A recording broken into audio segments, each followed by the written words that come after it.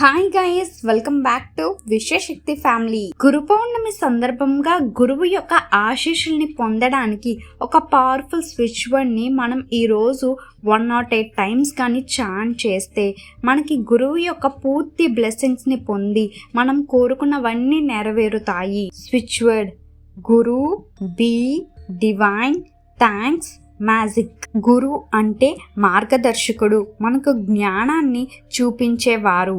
B అంటే దివ్యత్వంలో నిలిచిపోవడం, దైవిక స్థితిలో నిలవడం, గురువు శక్తిని అనుభవించడం.